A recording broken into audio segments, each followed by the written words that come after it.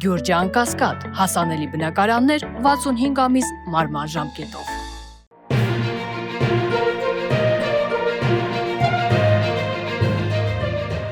Նեթանյահուի թիմը ներսից քանդվում է, Բաքվում շարունակվում են վիճահարույց դատավարությունները, իսկ Եվրոպայում բացահայտ քննադատում են Ադրբեջանում ներքաղաքական իրավիճակը։ Բարև ձեզ, Փաստինֆոյի եթերում բաց մի թողեք հաղորդաշարն է, որի շրջանակներում շարունակում ենք հետևել թշնամու ներքին անցուդարձին։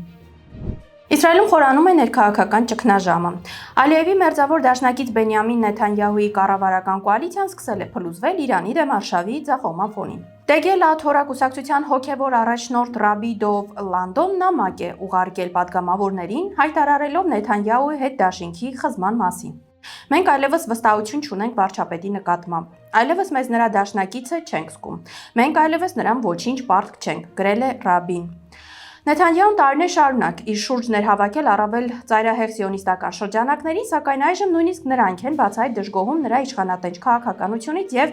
անվերջ հակամարտությունների քաղաքական գծից։ Այս իրավիճակը հարված է նաեւ Բաքվին։ Ալիևի ռեժիմը երկար ժամանակ խաղադրույք էր կատարել Նեթանյահուի կառավարության վրա, Իսրայելի հետ հակաիրանական ռազմաքաղաքական համագործակցությունը խորացնելու նպատակով։ Սակայն այժմ,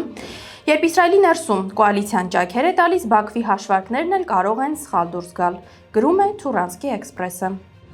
Անկարան փորձում է վերաշարադրել նույնիսկ քարտեզների պատմությունը։ Թուրքիայում առաջարկում են Էգեյան ծով անվանումը փոխարինել կղզիների ծովով, հեռացնելով դրա հունական պատմամշակութային կապը։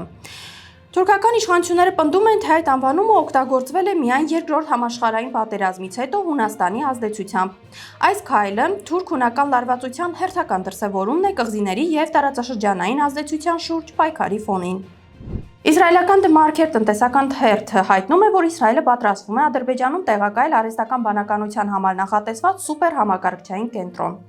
Հոդվածի հեղինակ Նաթի Թաքերի փոխանցմամբ խոսքը խոշոր տվյալների մշակման ենթակառուցվածքի մասին է, որը սկզբում նախատեսված էր կառուցել հենց Իսրայելի տարածքում։ Նախագծի ընդհանուր արժեքը գնահատվում էր մոտ $1 միլիարդ, իսկ առաջին փուլում նախատեսվում էր ձեռք բերել շուրջ 1000 գրաֆիկական պրոցեսոր։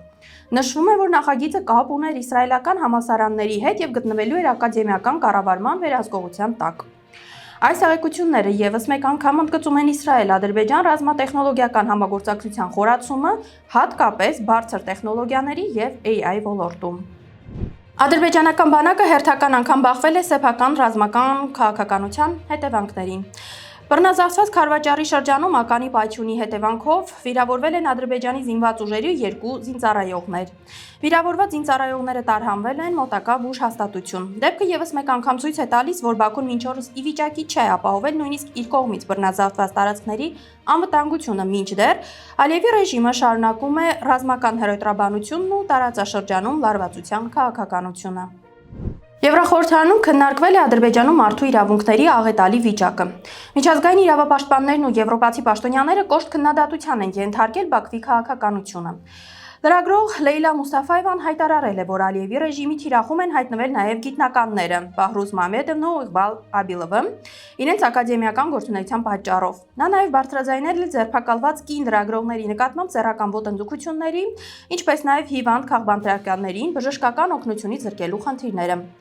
Եվրոպայում ավելի հաճախ են հնչում գնահատականներ, որ Ադրբեջանում ռեպրեսիվ քաղաքականությունն արդեն համակարգային բնույթ է ստացել։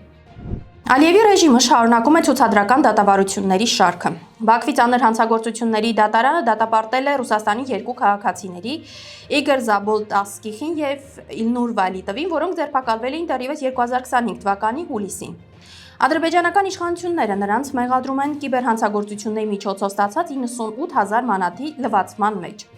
Ալիևի վարչակարգի որոշմամբ 2 ռուսաստանցիներն էլ դատապարտվել են 3 տարվա ազատազրկման։ Հիշեցնենք, որ ավելի վաղ ապրիլին նույնատիպ մեղադրանքով ադրբեջանական դատարանը եւս մեկ Ռուսաստանի քաղաքացու Ալեքսանդր Վայսերոին դատապարտել էր 4 տարվա բանտարկության, գրում է Հաքինազը։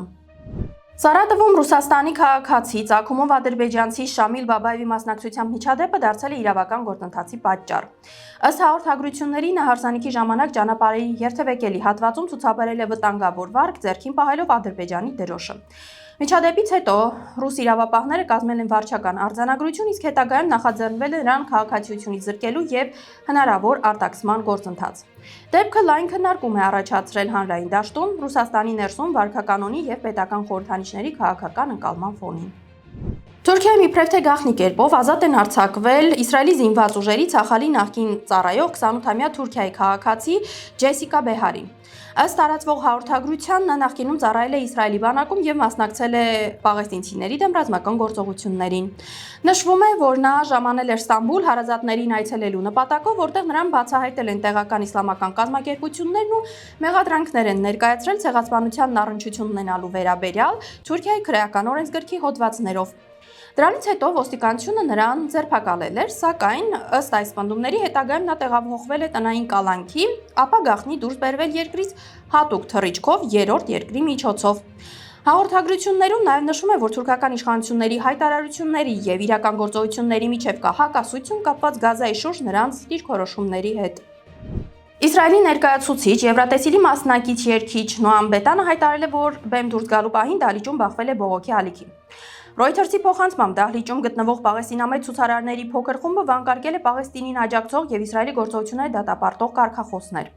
Մինչ այդ հայտնի էր դարձել, որ Իսպանիան, Իսլանդիան, Իռլանդիան, Սլովենիան եւ Նիդերլանդները որոշել են բոյկոտել եվրոպական գլխավոր երաժշտական մրցույթը այն բանից հետո, երբ Իսրայելին կրկին թույլատրվել է մասնակցել դրան։ Այս ֆոնին առավել աղմկահարույց է Բաքվի պահվածքը։ Ալիևի վարչակարգը շարունակում է մասնակցել մի հարթակի, որը բազմաթիվ երկրներում արդեն անվանում են արյան վրա կառուցված շոու։ Ադրբեջանական իշխանությունները հերթական անգամ ցույց են տալիս, որ քաղաքական եւ բարոյական հարցերում առաջնորդվում են բացառապես սեփական շահերով, անտեսելով միջազգային բողոքի ալիքը, գրում է Թուրանսկի էքսպրեսը։